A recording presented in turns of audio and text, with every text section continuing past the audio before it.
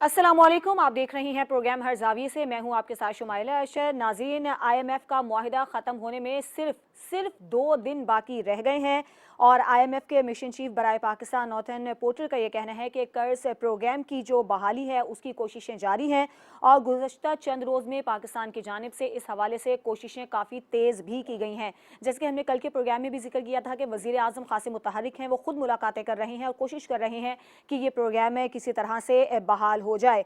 हुकूमत ने 30 जून को ख़त्म होने वाले IMF को प्रोग्राम में तोसी देने की एक तजवीज़ भी दी है। ज़राए का ये बताना है कि अगर जून के आखिर तक नवा जायज़ा मुकम्मल ना हुआ तो फिर IMF नया कलील मुद्दत स्टैंड बाय एग्रीमेंट किया जा सकता है और इससे होगा ये कि पाकिस्तान को अपने कोटे के $2.5 अरब IMF से मिल जाएंगे। तो क्या सिर्फ IMF पर ही तकिया करना अब मईशत को संभालने का एक हल है, या हुकूमत की जानिब से जो दूसरे मईशत को संभालने के इकदाम किए जा रहे हैं वो किस हद तक कारआमद साबित होंगे और इसका क्या फ़ायदा होगा और IMF से मुआहिदा होगा या नहीं होगा, ये सवाल अपनी जगह पर आज भी बरकरार है। और शेख रशीद की पेशगोई का जिक्र भी कर लेते हैं। उनकी जानिब से ये कहा गया है कि आइंदा 48 घंटों में मुआहिदा होना या ना होना, ये जो मामला है वो सामने आ जाएगा। इस पर हम अपने मेहमानों से बात करेंगे। इसके अलावा अवाम महंगाई की चक्की में पिस चुकी है, बुरा हाल हो गया है। 2 वक्त की रोटी तो बहुत दूर की बात है, एक वक्त की रोटी खाना भी अवाम के लिए मुश्किल हो गया है। और ऐसे में अगर ये खबर सामने आए कि अरकान कौमी असम्बली की तनख्वाहों में इजाफे की सिफारिश की गई है, तो जिसे कहते हैं कि खून जल जाता है। एक मुल्क जो कि मुआशी हालात से मीशत उसकी तबाहली की जानिब गामजन है, अवाम महंगाई की चक्की में पिस गए हैं, हाल बुरा हो गया है, बहुत सारे मसाइल हैं जो मुल्क को दरपेश हैं। और इन हालात में अरकान कौमी असम्बली की तनख्वाहों में इजाफा करने की जो सिफारिश है, क्या मुल्क ये बोझ उठा पाएगा और अवाम की मराद का ख्याल क्यों नहीं आ रहा, सिर्फ अपनी ही मराद का क्यों सोचा जा रहा है, इस पर हम बात करेंगे। इसके अलावा आज एक खबर हमने ये भी देखी कि साबिक गवर्नर पंजाब लतीफ़ खोसा के घर पर फायरिंग की गई और जिस मुलजिम की जानिब से ये फायरिंग की गई है उसे पकड़ भी लिया गया है और उसने ये इल्ज़ाम लगाया है कि ज़ुबैर नियाज़ी जो कि PTI के रहनुमा हैं, उनके कहने पर उसने लतीफ़ खोसा के घर पर फायरिंग की है और अगला हदफ जो है वो एतजाज़ अहसन का घर था। तो आखिर ऐसा क्यों हुआ, इस मामले की क्या हकीकत है, इस पर हम बात करेंगे।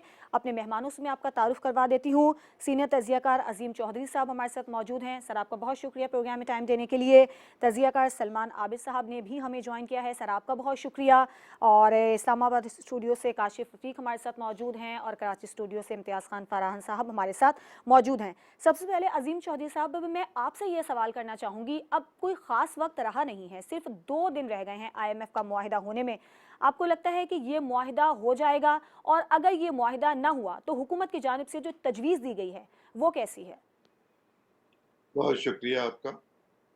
मैं कुछ तवक्को रखता हूँ कि जिस तरह प्राइम मिनिस्टर ये कोशिश कर रहे हैं कि पाकिस्तान के कर्ज में इजाफा हो जाए, और जिस तरह उन्होंने मुलाकातें की हैं और परसों कर रहे हैं, और जिस तरह हमारा फाइनेंस डिवीजन काम कर रहा था, इन्होंने तमाम शराइत, वो शराइत भी जो नहीं मानी जानी चाहिए थी, वो सब की सब तस्लीम कर ली हुई, और उसके नतीजे में इस बात का इम्कान है कि ये शायद हो जाए।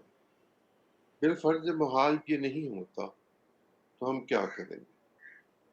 अगर मैं पॉजिटिवली सोचूं और ये समझूं कि पाकिस्तान के पास इतनी रेजिलियंस है कि वो एटमी धमाकों के बाद पाबंदियां लगने के बावजूद बिल्कुल ठीक रहा, उसकी मईशत जो थी वो डावाडोल हुई, लेकिन हमने संभाल लिया।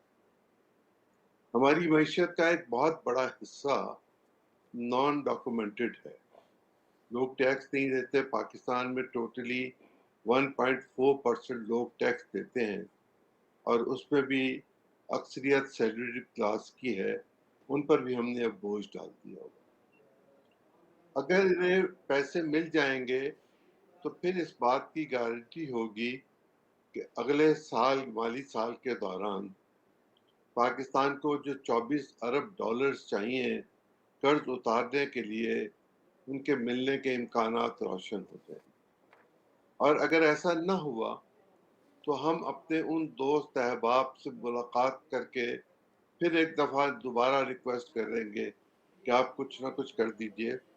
हमने कराची पोर्ट की बर्थें जो हैं, मेरी मेरी मालूमात के मुताबिक तो 4 बर्थ हैं, लेकिन आज मुसादिक मलिक साहब कह रहे थे कि 1 बर्थ हम दे रहे हैं।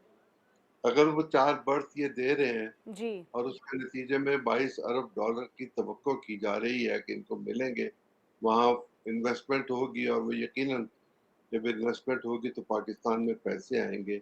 इसी तरह वो जो बाकी प्रोग्राम्स दे रहे हैं, जी। मैं तवक्को करता हूँ, मैं ये नहीं कहना चाहता कि ये नहीं होगा, लेकिन ये बड़ा मुश्किल टास्क है जो गवर्नमेंट ने अपने ज़िम्मे लिया हुआ है। हम्म। इसका होना काफ़ी मुश्किल है। हो जाए तो पाकिस्तान को कुछ रिलीफ मिलेगा, लेकिन उसके मनफी असरात भी अपनी जगह पर बहुत ज़्यादा मौजूद होंगे। जी। हम कर्ज़ों के बोझ तले इस कदर दब चुके हुए हैं कि परवेज़ मुशर्रफ के दौर में वो बहुत बुरा आदमी था। सब दुनिया यही कहती है। जी। उसके ज़माने में हम अपने जीडीपी का सिर्फ 65% कर्ज ले सकते थे कानून के मुताबिक, हम्म। और उसको भी हम अप्रूवल लेनी थी कौमी असेंबली से। अब तो हम 120-25% से भी ऊपर चले गए हुए हैं। गोया हमारे जी। अखराजात हमारी आमदन से बहुत ज़्यादा हैं, और हम तब तक, जब तक हम अपने वसाइल पैदा नहीं करते, हम कर्ज देने की काबिल भी नहीं रहेंगे, जी। और इस बात का इम्कान मौजूद होगा कि हम टेक्निकल डिफ़ॉल्ट से डिफ़ॉल्ट की तरफ जाएंगे। बिल्कुल ठीक है। अच्छा, सलमान आबिद साहब, बाहैसियत मुआशी तज्ज़ियाकार, आपको क्या लगता है आईएमएफ से मुआहिदा होना कितना ज़्यादा ज़रूरी है? और अगर ये मुआहिदा ना हो सका तो फिर हुकूमत के पास क्या ऑप्शंस हैं मईशत को सहारा देने के लिए? देखिए, आज की जो ग्लोबल इकोनॉमी है, उसमें बहरहाल आपको आईएमएफ के माहिदे की ज़रूरत है।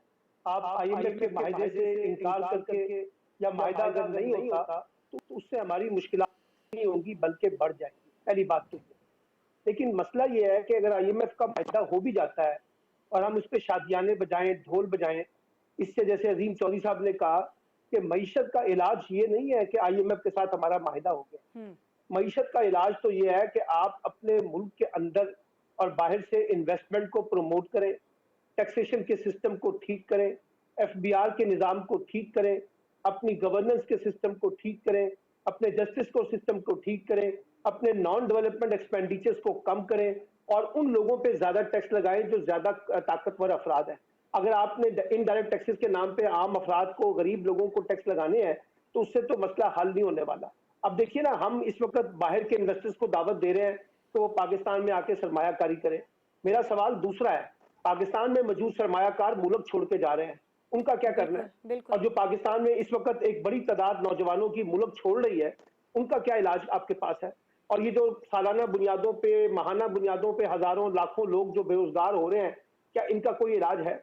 इंडस्ट्री आपके पास लग नहीं रही, इंडस्ट्री आपसे चल नहीं रही, पॉलिटिकल स्टेबिलिटी आपसे चल नहीं रही, हो नहीं रही, इंस्टीट्यूशन की डेवलपमेंट आपसे नहीं हो रही, और हम सब ये बैठे हुए हैं कि जी अगर आईएमएफ से माहिदा हो जाए या ब्रादर इस्लामी मुल्क हमें पैसे दे दे या चाइना हमें पैसे दे दे तो हम माशी तौर पे बच जाएंगे।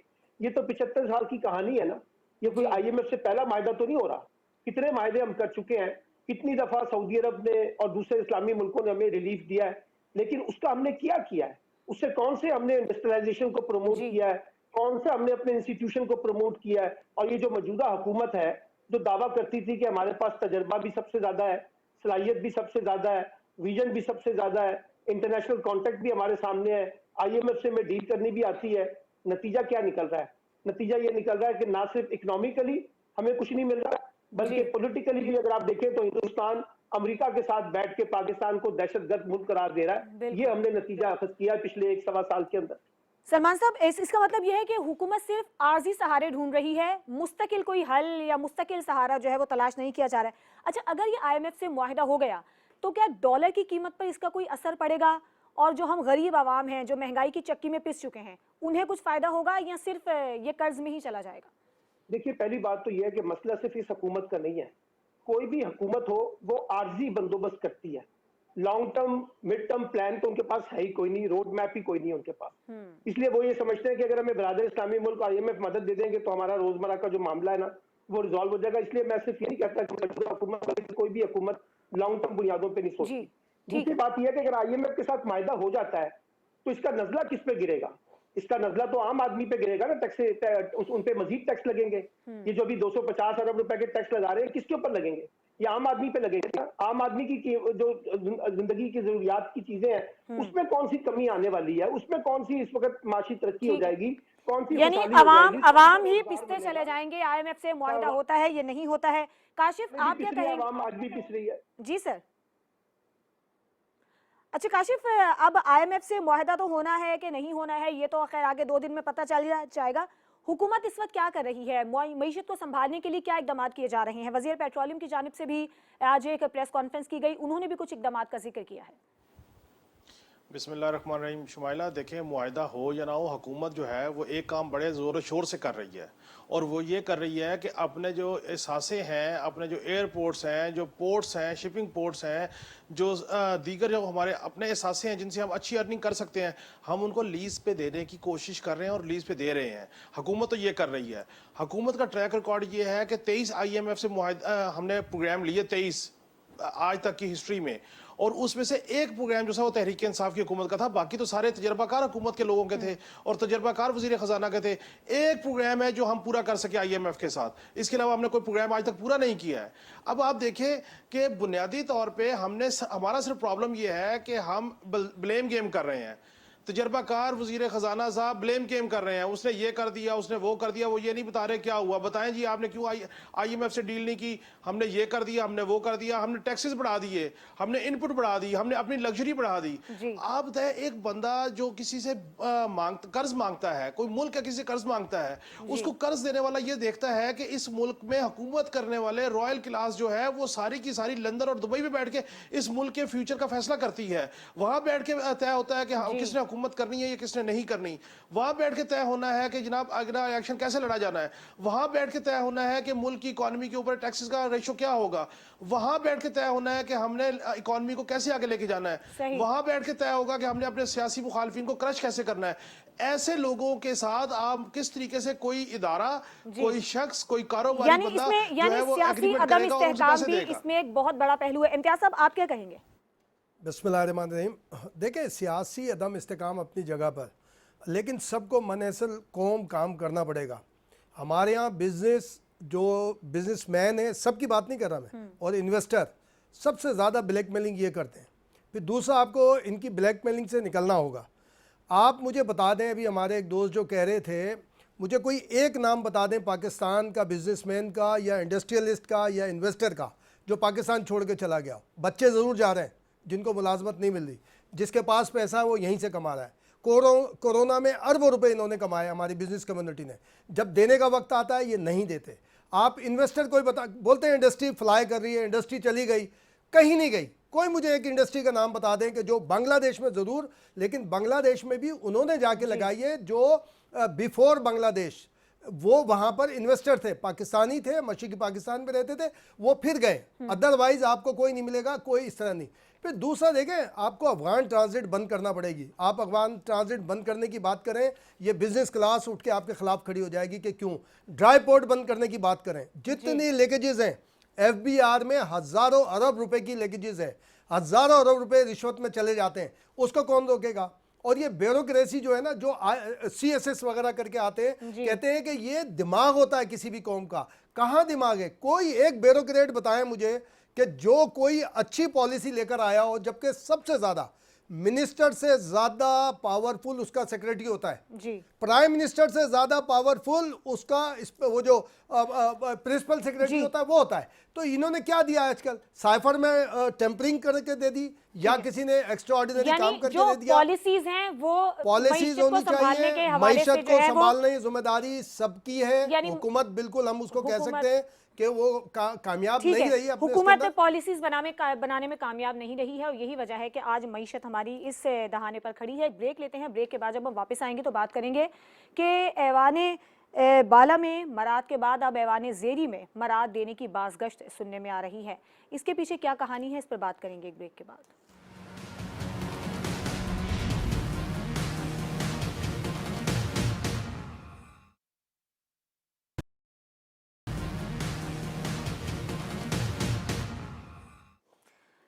अवाम महंगाई की चक्की में पिसकर रह गए हैं। जैसे कि हमने प्रोग्राम के आगाज़ में भी बात की थी कि 2 वक्त की रोटी तो अब बहुत दूर की बात है, 1 वक्त की रोटी भी मुयस्सर नहीं है। पानी के मसाइल हैं, बिजली के मसाइल हैं, बेइंतहा मसाइल हैं। लेकिन हमने आज ये खबर सुनी कि PAC की जानिब से अरकान कौमी असम्बली की तनख्वाहों में इजाफे की सिफारिश की गई है। इससे पहले चेयरमैन सेनेट की जो मराद के हवाले से बिल था वो भी मंजूर कर लिया गया था, उस पर भी काफ़ी ज़्यादा तनकीद की गई थी। तो आखिर ये गरीब मुल्क ये बोझ कैसे उठाएगा? सलमान नाबी साहब, आपसे मेरा यह सवाल है, ऐसे कौन से कारनामे हमारे अरकान अंजाम दे रहे हैं कि इस कदर मरात पर मरात, मरात पर मरात, और आवाम का जो हाल है उस जानिब कोई तवज्जो नहीं है? देखिए, पाकिस्तान का जो मौजूदा जमहूरी निज़ाम है और जो पार्लिमानी निज़ाम है, ये आहिस्ता आहिस्ता आवाम के लिए तो एक सियासी बोझ बनता जा रहा है, माशी बोझ बनता जा रहा है। यानी ये फैसले जो पार्लियामेंट के अंदर होने चाहिए वो पार्लियामेंट में नहीं हो रहे, वो अदालतों के अंदर हो रहे हैं या दुबई में बैठ के, जैसे भी काशिफ साहब ने कहा, वहां बैठ के होते हैं। अब सवाल ये है कि एक ऐसा मुल्क जिसके बारे में अभी हमने पिछले सेगमेंट में जिक्र किया है कि माशी तौर पर इस वक्त हमें सख्त बुहरान का शिकार है, ऐसे में अगर आप एक अपनी गवर्नेंस के अंदर नॉन डेवलपमेंट एक्सपेंडिचर और मरात याफ्ता मामलात को डील करेंगे और लोगों को ज्यादा से ज्यादा मरात देंगे, और वो भी ताकतवर तबकात को, चाहे उसमें पार्लियामेंटेरियन हो, चाहे उसमें ब्यूरोक्रेट हो, चाहे उसमें जुडिशरी के लोग हों, चाहे उसमें एस्टेब्लिशमेंट के लोग हों, चाहे उसमें सेनेट के लोग हों, अरकान असम्बली हो, तो इसका मतलब क्या है? इसका मतलब है कि हमारा जो पार्लिमानी निज़ाम है उसकी तरजीहात बड़ी मुख्तलिफ है। वो आम आदमी के बारे में कम सोचता है, वो ताकतवर तबकात के बारे में ज्यादा सोचता है। आप देखिए ना, पार्लियामेंट के अंदर हम इस वक्त आप हुकूमत और अपोजिशन में बड़ी सख्त जंगे देखते रहे हैं, लेकिन जब पार्लियामान के मराद का बिल आता है तो सब इकट्ठे हो जाते हैं, सब कहते हैं कि जनाब इसके ऊपर इत्तफाक है, हमारा इसके ऊपर हमारा कोई लड़ाई नहीं है, कोई मुहाजरा नहीं है, कोई टकराव नहीं है। सवाल ये है कि आज आम आदमी की सियासत पाकिस्तान में कहीं आपको नजर आती है? सवाए चैरिटी के बेनजीर टाइप इसको इनकम सपोर्ट प्रोग्राम लगा दें आप और लोगों को धक्के दें, लोगों को गुर्बत के नाम पर उनका मजाक उड़ाएं, उनके राशन बांटें तो उसमें हुक्मरानों की तस्वीरें हों। यानी इस किस्म की चैरिटीज के प्रोग्राम हम करते हैं और उस पर हम खुश होते हैं, इंडस्ट्री नहीं लगाते। बांग्लादेश को जरा देखिए ना, पिछले 10 साल के अंदर उन्होंने 20 साल के अंदर उन्होंने छोटी छोटी इंडस्ट्रियां लगाई हैं, गली मोहल्ले के अंदर छोटी सनतें लगाई हैं। हम इंडस्ट्री लगाने की बजाय लोगों को चैरिटी के अंदर डालते हैं। आम आदमी को जो है, अगर आपने बैंकों के कर्जे देने हैं, हुकूमत ऐलान कर देती है नीचे बैंक कर्जा देने के लिए और तैयार सर, नहीं है आटे कि जी हम आटा आपको जो इतला नहीं रमजान में करते। आटा दिया गया था उसमें कितना आवाम जलील हुई है वो भी हमारे सामने आपको मैं सारी अभी सूरत है। बताता हूँ, अभी आपको मैं बताता हूँ, ये 2 दिन पहले जो सब्जियों की कीमतें थी ना, आज के दिन की कीमतें चेक कर लें। 2 दिन के अंदर हर की सब्जी के अंदर 150 रुपए 100 रुपए जो इजाफा हुआ है, उसका कोई जिम्मेदार है? उसको कौन रेगुलेट कर रहा है? कहां गई आपकी गवर्नेंस, कहां गई आपकी फेडरल गवर्नमेंट, कहां गई आपकी प्रोविंशियल गवर्नमेंट, कहां गई आपका डिस्ट्रिक्ट मैनेजमेंट सिस्टम? यानी कोई किसी को अकाउंटेबल ही नहीं है। यानी आप गवर्नेंस के नाम पे जिस तरह का गवर्नेंस का निजाम चला रहे हैं वो एक सवालिया निशान है, और यही वजह है कि लोगों का जमहूरियत के ऊपर, इदारों के ऊपर एतमाद जो है वो कमजोर हो रहा है, कमजोर हो रहा है। लोगों को लगता है कि ये जो हुकूमत है इसका ताल्लुक आम आदमी की जिंदगी को रिलीफ देना नहीं है, बल्कि लोगों की जिंदगियों पे मजीद इनडायरेक्ट टैक्सेस लगाना है, और जहां टैक्स लगाने हैं वहां ये कंप्रोमाइज कर लेते हैं, कभी सनतकारों के साथ, कभी बेवकूफला लोगों के साथ, बड़े ताकतवर लोगों के साथ। आप देखिए कि हम हमेशा से डायरेक्ट टैक्सेस नहीं लगाते, हम लोगों को रिलीफ देते हैं, लोगों को समझौता करते हैं, और उसके बाद फिर हम आके माशी रोना रोते हैं कि जी हमारे हालात खराब है। इसलिए मैं समझता हूं कि इस वक्त तो आम आदमी की सियासत जो है कोई भी पाकिस्तान में नहीं कर रहा, और ये जो जमहूरियत का खेल इस वक्त खेला जा रहा है ये असल में एक ताकतवर अशराफिया का खेल है जिसको ताकत दी जा रही है। बिल्कुल ठीक है। अच्छा अजीम साहब, हुकूमत का तो कहना था कि खुद इन्हिसारी करेंगे, मरात में कमी के दावे किए गए थे, लेकिन वो सब तो हवा होते नजर आ रहे हैं जिस तरह के फैसले हम देख रहे हैं। असेंबली की रुकन पर मैं पूरी जिम्मेदारी से आपके वसातत से आपके नाजरीन को ये बताना चाहता हूँ, और हमारा मुस्लिम लीग नून से कोई ताल्लुक नहीं, मैं ये पूरी जिम्मेदारी से बताना चाहता हूँ कि कौमी असेंबली के अरकान की तनख्वाहों में इजाफे का कोई इरादा किसी का नहीं है, न अरकान के लेने का न सरकार के देने का। 3-4 दिन पहले ख्वाजा मोहम्मद आसिफ ने कौमी असेंबली में तकरीर करते हुए ये कहा कि जो कुछ चेयरमैन सेनेट और अरकान ने सेनेट पे चेयरमैन सेनेट के प्रिविलेजेस के हवाले से किया वो बहुत ही नामुनासिब था, गैर मुनासिब,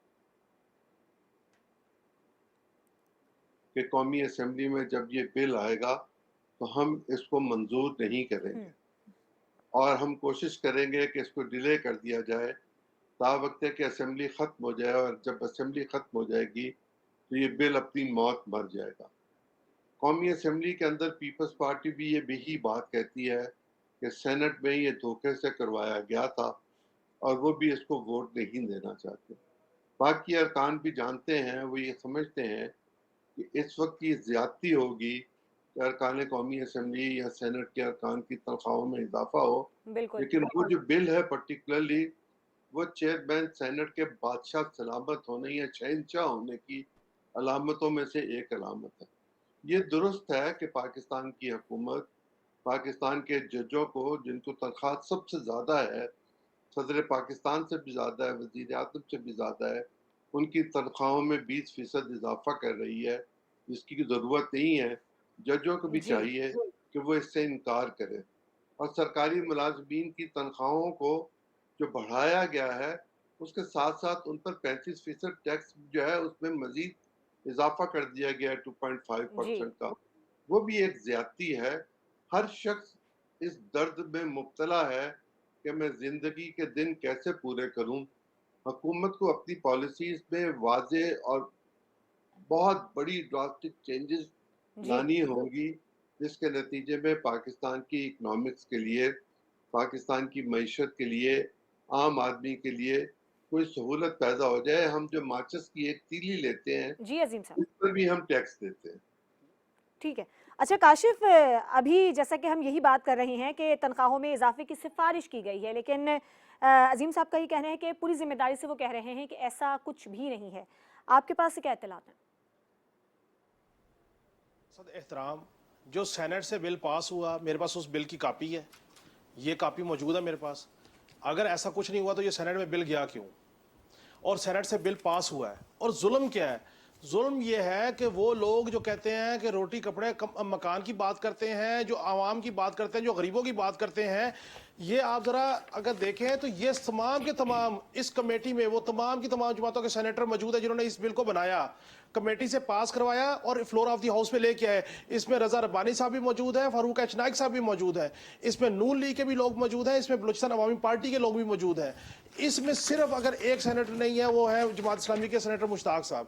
ये जो बिल पेश किया गया चेयरमैन सेनेट की मराद के हवाले से, अब इस मराद पे जरा मैं 1 मिनट में आपको बता दूं मोटी सी बात कि आपने अगर एक बार अखराजात करने हैं मकान के लिए तो आपको 1 लाख की बजाय 50 लाख रुपए मिल सकते हैं। साबिक चेयरमैन सेनेट 12 मुलाजमीन और 6 सिक्योरिटी एहलकार ले सकते हैं, और ये बाकायदा अगर चाहे तो चार्टर्ड लेके अपनी फैमिली के 4 लोगों को साथ लेके जा सकते हैं। कमर्शियल फ्लाइट पे जाएंगे तो अपने साथ एक फैमिली मेंबर लेके जाएंगे। ये मैंने आपको मोटी सी बात बताई है। उसके बाद इनको थर्ड जो हेड ऑफ स्टेट है उनका प्रोटोकॉल दिया जाएगा जब ये अब्रॉड जाएंगे। आप मुझे बताएं कि ये लोग जो जमहूरियत के अलंबरदार हैं, ये लोग जो अवाम की बेहतरी की पॉलिसी बना रहे हैं, जिसके लिए हमारे वजीर आजम साहब मिशन जो है IMF के उनसे तरले कर रहे हैं, उनसे रिक्वेस्ट कर रहे हैं, फोने कर रहे हैं कि भाई आप हमारे साथ एग्रीमेंट कर लीजिए, हमारा टाइम एग्जॉस्ट कर रहा है। और एक तरफ हमारे वजीर आजम साहब वो ये काम कर रहे हैं और दूसरी तरफ हम क्या कर रहे हैं? जुल्म क्या है, मुनाफकत की इंतहा क्या है? हमने इस बजट में दिफाई बजट को कम किया कि मईशत के हालात खराब है, दिफाई बजट को कम किया, और दूसरी जानब हम जो अवामी नुमाइंदगान हैं जो कहते हैं कि हम अवाम का दर्द रखते हैं, उनकी जो मराद का बजट है उसमें इजाफा कर रहे हैं। ये सेनेट का चेयरमैन का मराद नहीं है, इसमें स्पीकर की भी इजाफा होगा, डिप्टी चेयरमैन का भी इजाफा होगा। उसके बाद जब अरकान असम्बली को पता लगा तो उन्होंने कहा भाई हमारा क्या कसूर है, अगर उनकी बढ़ा रहे हैं तो फिर हमारी भी मराद बढ़ाएं। तो इसका मतलब ये हुआ कि ये वो इलीट क्लास का क्लब है जो बात और भाषण करेगा गरीब के लिए, लेकिन पॉलिसी बनाएगा अपने लिए। ठीक है। अच्छा इम्तियाज साहब, हमारा कौन सोचेगा? हमें भी तो कुछ मराद मिलनी चाहिए। हमारा जाहिर है कि हम सोचेंगे, हमारे अवामी नुमाइंदों को। जैसे अजीम चौधरी साहब फरमा रहे थे ना, बात देखें उस तरफ भी जाती नजर आती, क्योंकि ख्वाजा आसिफ ने अपना माइंड बिल्कुल क्लियर करके बता दिया था, और वो जाहिर है कि एक तरह से मैं समझता हूँ बहुत अहम लीडर हैं मुस्लिम लीग नून के। लेकिन दूसरी बात शुमाइला, एक और बात आती है कि जब अवामी नुमाइंदों की बात आती है ना, बहुत चीख के उनके ऊपर तनकीद कर रहे होते हैं। हम चीफ जस्टिस के ऊपर बड़ा धीमे लहजे में बात करते हैं, जस्टिस साहिबान की बड़ी धीमे लहजे में, इस्टेब्लिशमेंट के जो बड़े जो 4 स्टार 3 स्टार उनके मामले में बड़े ब्यूरोक्रेसी के बारे में बड़ा एहतियात से काम लेते हैं, जबकि उनकी पेंशन बहुत सारी होती है। अरकान असम्बली, अरकान सेनेट की कोई पेंशन नहीं है। ठीक है, अब ये बात होगी तो फिर होगा कि जी हम अरकान की हिमायत क्यों नहीं करें। मेरे नुमाइंदे हैं वो, मेरे मुझे अब जहाँ जहाँ वो गलती करेंगे मैं उसको तनकीद भी करूँगा, निशानदेही भी करूँगा, लेकिन सिर्फ हम अवामी नुमाइंदों के ऊपर क्यों बात करते हैं? उससे कितना असर पड़ता है? क्या हमारे जो प्रेसिडेंट हैं, प्राइम मिनिस्टर हैं, उनके लिए ये लेजिस्लेशन पहले नहीं हुई हुई कि उनको क्या क्या मराहत मिलेंगी, किस तरह से उनको घर मिलेगा? प्रेसिडेंट ऑफ पाकिस्तान को क्या घर नहीं मिलता बाद में रिटायरमेंट लेकिन के सर बाद? जरूरत से ज्यादा मराहत तो जरूरत से मुआशी ज्यादा हालात पे में बिल्कुल होना चाहिए, माशी हालात के ऊपर भी बात होनी चाहिए, लेकिन कम से कम जो हम इस तरह वन साइड ले जाते हैं ना कि जैसे अवामी नुमाइंदों के बिल की वजह से, मराहत की वजह से सब तबाही आ गई, ऐसा नहीं होता। बात होती है कि हमें एक बात अपना उनको बताना चाहिए कि इस तरह ना हो तो बेहतर है, लेकिन ये पूरी का पूरा है ना, आगे जाके आप आ जाएं उधर अदलिया से चलें, तमाम इस्टेब्लिशमेंट के इदारों से आ जाएं, ब्यूरोक्रेसी की टॉप ब्यूरोक्रेसी को देख लें, सारे के सारे एंजॉय करें। अरबों रुपए का तो हमारे यहाँ पेंशन के ऊपर, अब बोलेंगे जी पेंशन के खिलाफ, दुनिया में कौन को चंद ममालिक के अलावा कहाँ मिलती है जनाब? कहाँ? हाँ फैसिलिटेट करते हैं अपनी मुलाजमत के दौरान, फैसिलिटेट करते हैं। ये जरूर है कि गरीब आवाम जो एक माचिस की तीली पे, जो अजीम साहब ने कहा बिल्कुल सही है, लेकिन हमें ये कहा जाता हम टैक्स नहीं देते, और बड़े पैमाने पे कहा जाता है कि आवाम सर टैक्स हम तो देते हैं, बड़े लोग टैक्स बड़े नहीं लोग देते नहीं हैं। देते। देखिए आईएमएफ ने यही बात कही थी, एक सवाल करना, हम मराहत के लिए बात बात करना चाह करते रहा हैं कि ये जो हुकूमत है ये एक बड़े सवाल, लोगों को और हम फैसिलिटेट टैक्स करती है। ना भी दे तो हमसे हम देते- निकलवा लिया जाता है बिल्कुल मुख्तलिफ निकलवा तरीकों से। नहीं, नहीं, काशिफ नहीं, आप कोई नहीं, सवाल शुमाइला- करना सर? जी हाँ, काशिफ। एक सवाल सिर्फ बसद एहतराम इम्तियाज साहब से। सर आप ये बताइए कि दिफाई बजट में आपने मईशत के ऊपर स्ट्रेस होने की वजह से कट लगाया, मईशत का आपने दिफाई बजट नीचे किया जो मुल्क के लिए सबसे जरूरी है दिफा, और आप अपनी मराद का बजट इंक्रीज कर रहे हैं, इसको आप कैसे जस्टिफाई कर सकते हैं? बाकी बातों को छोड़ काशिफ साहब, दीजिए। ये बताइए कि अगर ये तनख्वाहों में इजाफा हो भी गया कितने रुपए का फर्क आएगा? और देखिए दिफाई बजट में जो हुई है पास कर दिया ना, सर, सलाह मशवरे से हुई सर है। सेनेट ने पास कर दिया, सेनेट ने पास कर दिया। अभी कौमी असम्बली में आएगा वो, ये जो अजीम साहब सर बात कर आपका रहे हैं इंटेंशन तो क्लियर हो गया, ठीक है। आपका इंटेंशन तो क्लियर हो गया, नहीं इंटेंशन कि आप होता ये है, करने जा रहे हैं, लेकिन उसमें हमें तनकीद करनी चाहिए, तज़ीक ठीक है, अंदाज में नहीं ठीक बात है, करनी चाहिए ठीक है। किसी के लिए। दिफाई बजट जो कम हुआ है जाहिर सलाह मशवरे से सही हुआ है। है। हमारी अगर मुसल्लह अफवाज ने भी खुद को पेश किया है कि हाँ जी अगर उन पे कट लगता है तैयार है, तो हमें उनको यानी आपको appreciate कहना है करना कि चाहिए। अवामी नुमाइंदों पर इस कदर तनकीद दुरुस्त नहीं है। सलमान आबिद साहब आप हमारे साथ प्रोग्राम में शामिल थे, आपको हम यहीं पर अल्लाह हाफिज कहेंगे। एक ब्रेक लेते हैं, ब्रेक के बाद जब हम वापस आएंगे तो साबिक गवर्नर पंजाब लतीफ खोसा के घर पर फायरिंग की गई है और जो मुलजिम गिरफ्तार हुआ है उसने इल्जाम लगाया है पीटीआई के एक रहनुमा के ऊपर। इस पर बात करेंगे एक ब्रेक के बाद।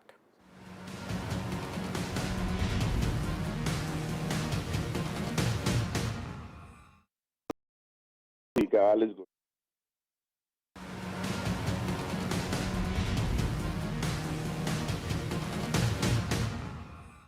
Welcome back. साबिक गवर्नर पंजाब लतीफ खोसा के घर पर फायरिंग का मामला है और इसके पीछे हकीकत क्या है, जो मुलजिम गिरफ्तार हुआ है उसने क्या बयान दिया है, इस पर हम बात करेंगे। मुनव्वर भट्ट लाहौर के ब्यूरो चीफ हमारे साथ मौजूद हैं, उनसे हम पहले बात कर लेते हैं। मुनव्वर साहब अभी इस हवाले से क्या इत्तलात आ रही हैं, क्या हकीकत है? मुलजिम ने जो बयान दिए हैं उसने कोई शवाहिद को हकाइक इस हवाले से बताए हैं?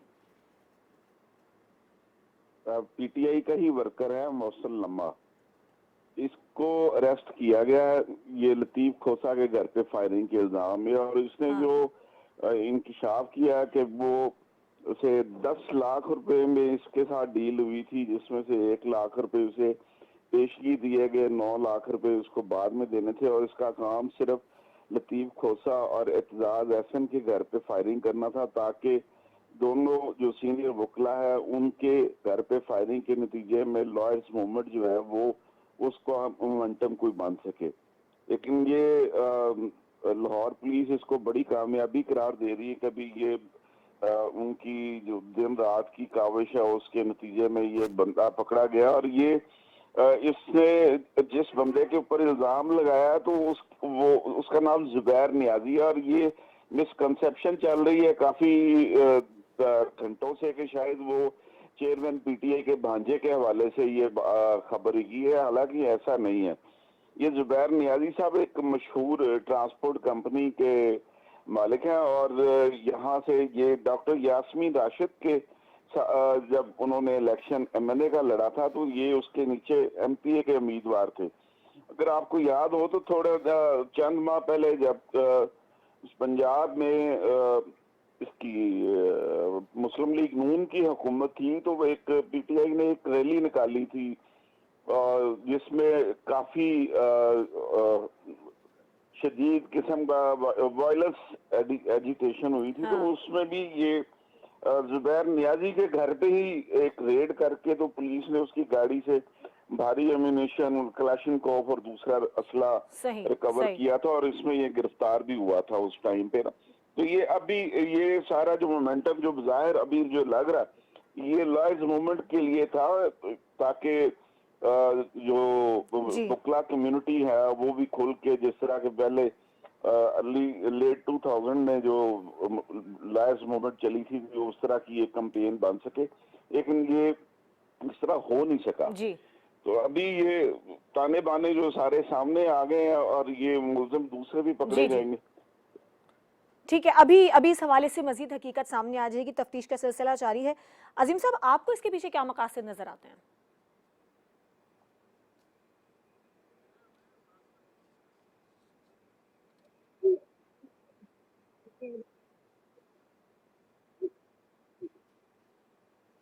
अगर आप इजाजत दें तो पहले एक वजाहत कर दूं। जी सर। अगर आप इजाजत दें तो एक वजाहत कर दूं पहले। बिल्कुल सर, बिल्कुल सर।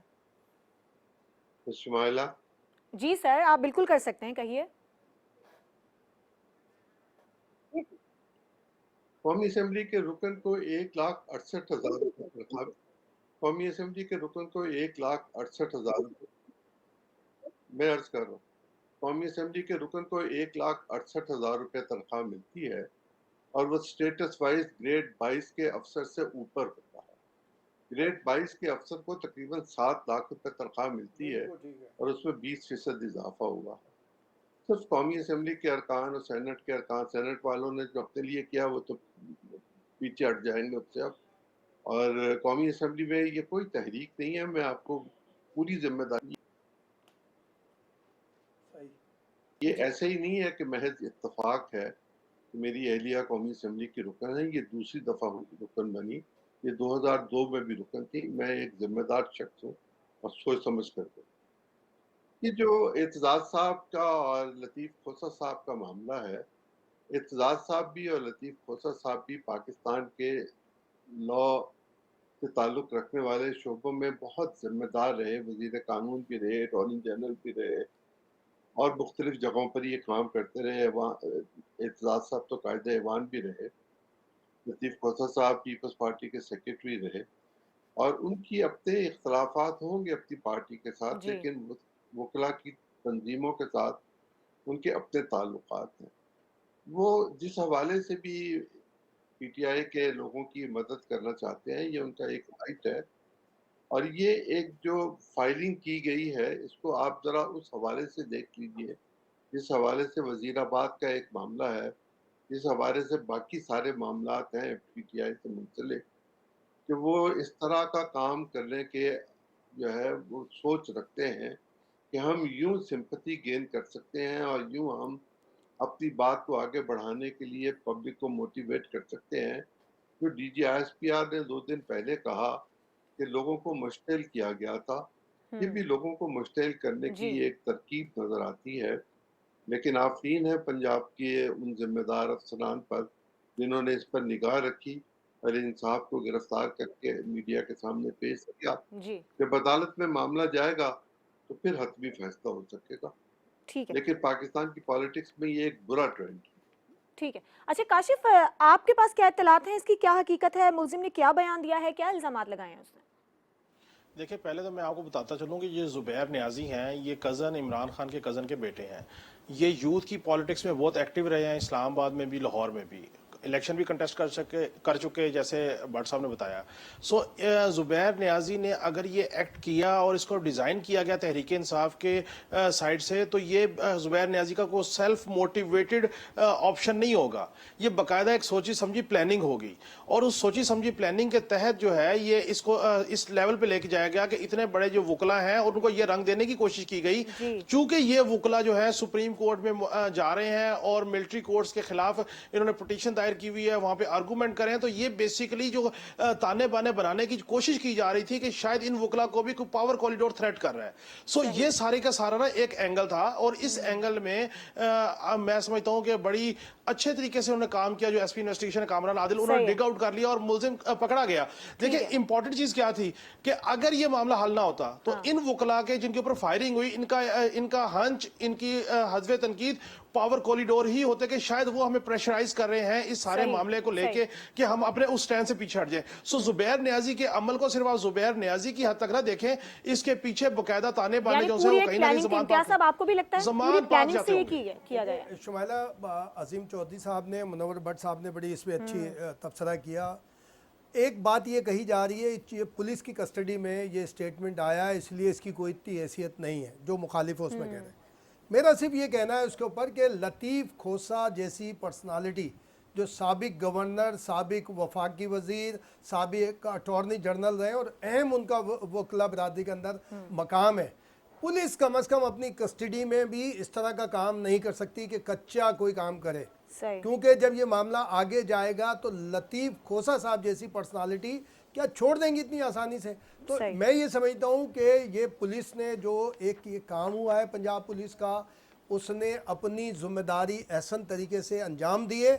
अब हमें इसके अंदर किसी नेगेटिव मुदाखलत के बजाय उनको मंतकी अंजाम तक के लिए चालान तक उसको रखना चाहिए, क्योंकि ये वाकई जो अभी काशिफ कह रहे थे ये बहुत बड़ी बात थी कि किसी तरह से लॉयर्स कम्युनिटी और जो बड़े जो हमारे मुक्तदरा इदारे हैं या पावर कॉरिडोर हैं उनको आमने सामने कैसे लाया जा एक मंसूबाबंदी और एक साजिश इसे कहा जा सकता है। मैं अपने तमाम मेहमानों का शुक्रिया अदा करना चाहूँगी। अजीम चौधरी साहब, काशिफ रफीक, मुनव्वर भट्ट, इम्तियाज़ खान फरहान साहब, आपका बहुत शुक्रिया प्रोग्राम में शामिल होने के लिए। आज के प्रोग्राम से इजाज़त दीजिए। अल्लाह हाफ़िज़।